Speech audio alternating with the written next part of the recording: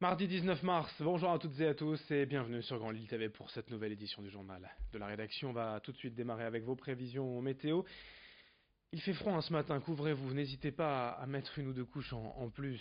1 degré seulement de relevé ce matin à Lille, des températures de saison cet après-midi, notamment à Lille 12 degrés de prévus par nos prévisions. Le soleil sera présent ce matin, mais à la mi-journée les nuages devraient faire leur retour avec de nouvelles averses possibles en fin d'après-midi. Je vous le disais, les températures sont plutôt fraîches ce matin, mais de saison cet après-midi. Les prévisions météo complètes après ce journal. À la une, sur l'autoroute à A16 vers Dunkerque, les transporteurs routiers manifestent depuis hier soir et bloquent la circulation entre les échangeurs 65 et 63.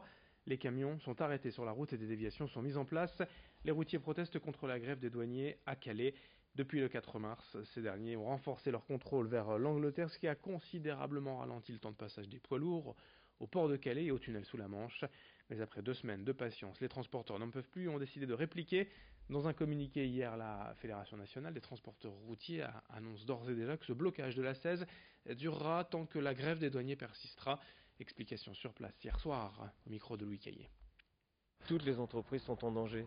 Les marges des entreprises de transport ne sont pas pléthores. Donc aujourd'hui, dès qu'il y a un grain de sable, peut déstabiliser complètement les structures financières.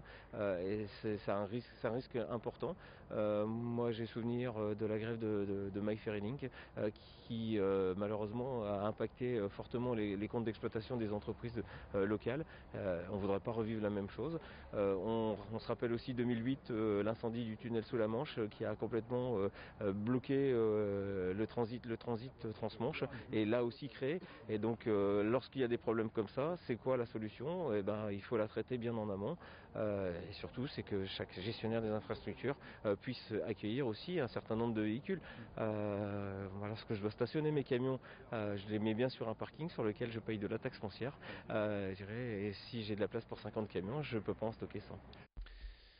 En conséquence, mieux vaut éviter le secteur dunkerquois de l'A16, blocage prévu donc toute la journée encore entre les échangeurs 63 et 65 sur l'A16, des déviations en place, mais soyez prudents et patients si vous devez quand même aller vers Dunkerque aujourd'hui. Dans la métropole lilloise, et si, à l'avenir, nous pourrions voter au suffrage universel direct pour les élus de la MEL.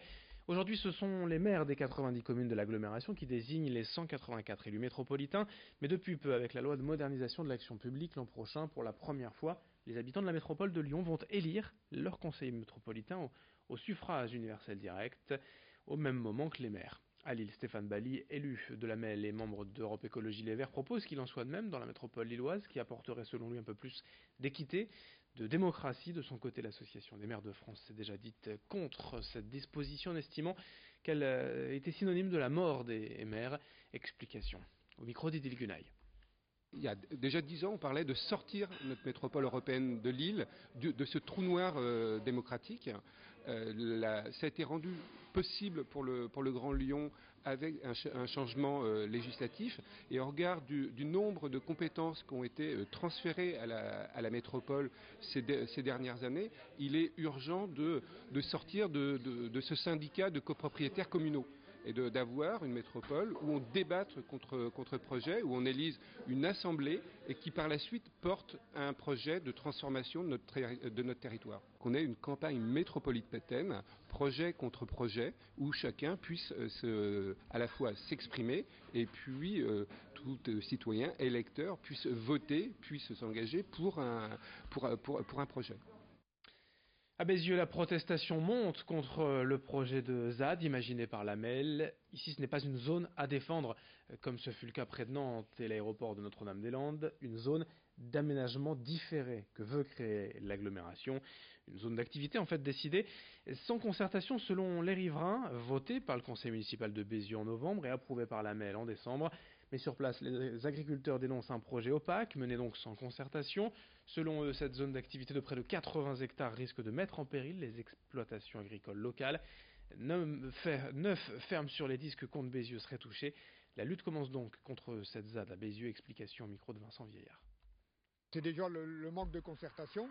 Et puis bon, on sait que la MEL possède des terres qu'elle a déjà expropriées depuis longtemps et qu'elle a fait des zones. Aujourd'hui, ces zones, elle les remet en agricole alors qu'elle pourrait les utiliser et elle vient reprendre des bonnes terres où il faudrait tout refaire et puis remettre à zéro.